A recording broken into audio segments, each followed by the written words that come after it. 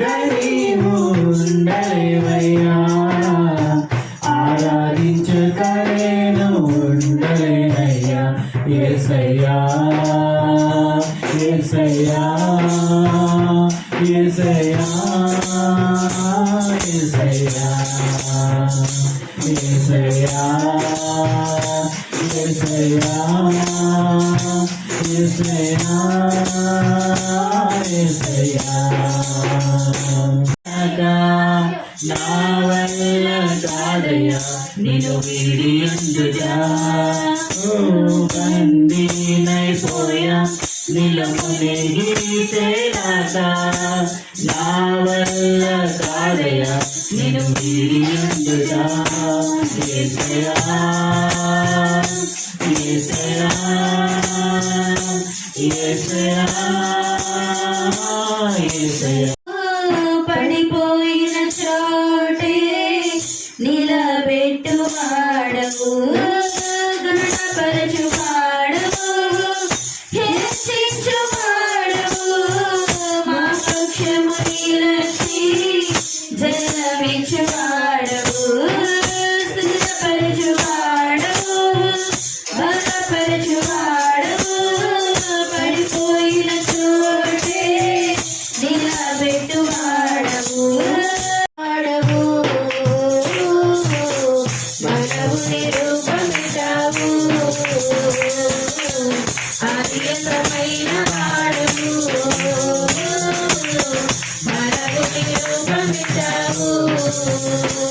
పరలోకమును విడిచి దిగి వచ్చినావు భూమికి, పరలోకమును విడిచి దిగి వచ్చినావు భూమికి. నమ్మకము మైపోదు, ఆశీర్వదించను ఆశీర్వదించను, నిన్ను రుచి చేతును అభివృద్ధి చేతును. ఆశీర్వదించను ఆశీర్వదించను, నిన్ను వృద్ధి చేతును అభివృద్ధి చేతును. నిజయము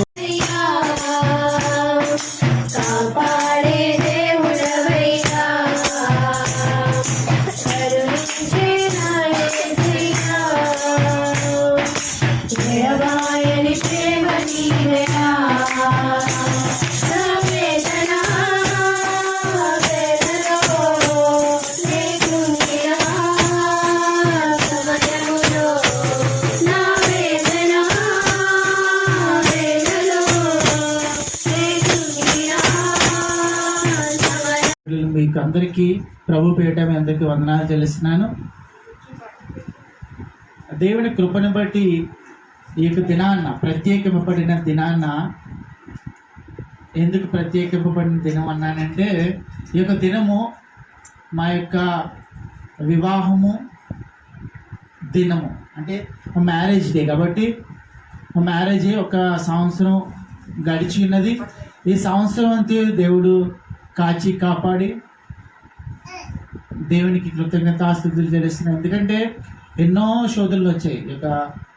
ఒక సంవత్సరంలో వివాహమై ఒక సంవత్సరం కూడా కాలేదు, కానీ ఈ యొక్క సంవత్సరంలో కూడా మా ఇంటి వైపు నుంచి, లేకపోతే జమ్మి వైపు వాళ్ళ ఇంటి వైపు నుంచి కూడా ఎన్నో శోధన పడిన దినాన్న ఎందుకు ప్రత్యేకింపబడిన దినం అన్నానంటే, ఈ యొక్క దినము మా యొక్క వివాహము దినం, అంటే మ్యారేజ్ డే కాబట్టి మ్యారేజ్ ఒక సంవత్సరం గడిచి ఉన్నది.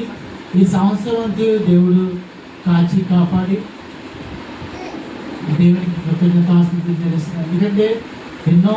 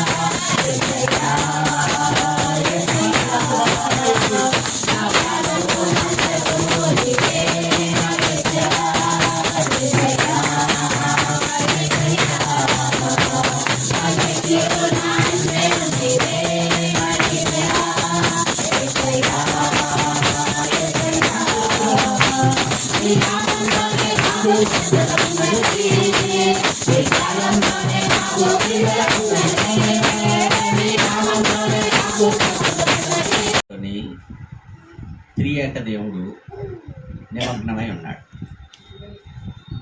అంటే దాంట్లో ఇన్వాల్వ్మెంట్ ఉంది. వివాహం అనే దాంట్లో త్రియేక దేవుని నామం ఇన్వాల్వ్ అయి ఉంది. అది ఎలాగంటే భర్త, భార్య, బిడ్డలు, తండ్రి, కుమారుడు, పరిశుద్ధుడు. అందుకే వివాహం ఘనమైంది అన్నాడు. ఎవ్రీ సంఘానికి అపోస్తలుడైన పౌలు చెప్తూ ఈ వివాహము అన్ని విషయాల్లో ఘనమైనది. అంటే దేవుడు తన కాలాల్లో చేసిన పనులన్నిటి విషయంలో ఈ వివాహము ఒక సూచనగా ఉంది, ఒక ఆనవాలుగా ఉంది, ఒక మాదిరిగా ఉంది. దేవునికి స్తోత్రం. అక్కడ అంటాడు, యెహోవాయందు భయభక్తులు కలిగి ఆయన త్రోవలయందు నడుచువారందరూ ధన్యులు. ఈరోజు నేను చెప్తున్నాను, ఆదిలో దేవుడు ఏర్పాటు చేసుకున్నది. అయితే ఈ వివాహంలోని త్రియేక దేవుడు నిమగ్నమై ఉన్నాడు. అంటే దాంట్లో ఇన్వాల్వ్మెంట్ ఉంది. వివాహం అనే దాంట్లో త్రియేక దేవుని నామం ఇన్వాల్వ్ అయి ఉంది. అది ఎలాగంటే భర్త, భార్య, బిడ్డలు, తండ్రి, కుమారుడు, పరిశుద్ధుడు. అందుకే వివాహం ఘనమైంది అన్నాడు. ఎవ్రీ సంఘానికి అపోస్తలుడైన పౌలు చెప్తూ ఈ వివాహము అన్ని విషయాల్లో ఘనమైనది. అంటే దేవుడు తన కాలాల్లో చేసిన పనులన్నిటి విషయంలో ఈ వివాహము ఒక సూచనగా ఉంది, ఒక ఆనవాలుగా ఉంది. నా ప్రాణము ఉన్నంత వరకు విడిచిపోలేనయ్యా. హల్లెలూయా యేసయ్యా, హల్లెలూయా యేసయ్యా, హల్లెలూయా యేసయ్యా, యేసయ్యా, హల్లెలూయా యేసయ్యా.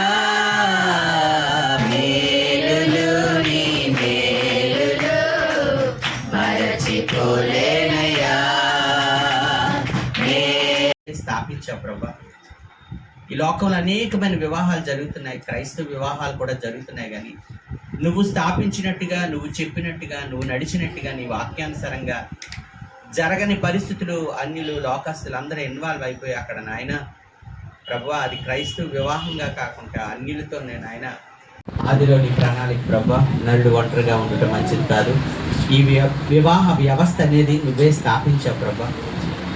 ఈ లోకంలో అనేకమైన వివాహాలు జరుగుతున్నాయి, క్రైస్తవ వివాహాలు కూడా జరుగుతున్నాయి. కానీ నువ్వు స్థాపించినట్టుగా, నువ్వు చెప్పినట్టుగా, నువ్వు నడిచినట్టుగా, నీ వాక్యానుసారంగా జరగని పరిస్థితులు అన్యులు, లోకస్తులు అందరూ ఇన్వాల్వ్ అయిపోయి అక్కడ నాయన ప్రభువా, అది క్రైస్తవ వివాహంగా కాకుండా అన్యులతో నేను ఆయన ఇన్వాల్వ్మెంట్ అయిపోయి నీకు మన ఘనత తెచ్చేగా ఉండట్లేదు. ఘనమైనది అన్నావు ప్రభు, అక్కడ ఘనహీనంగా జరుగుతామయ్యూ ప్రభు యేసుక్రీస్తు వారి ప్రభు పరిశుద్ధాత్మని యొక్క అన్యోన్య సహవాసం ఇప్పుడు వచ్చిన మనకు తను ప్రేమించిన సకల పరిశుద్ధులకు సదాకాలము తోడైండి నడిపించును గాక. ఆమేన్. యేసు రక్తమే జయం, ప్రవేశ రక్తమే జయం, ప్రవేశ రక్తం సంపూర్ణ విజయం కలుగును గాక. ఆమేన్.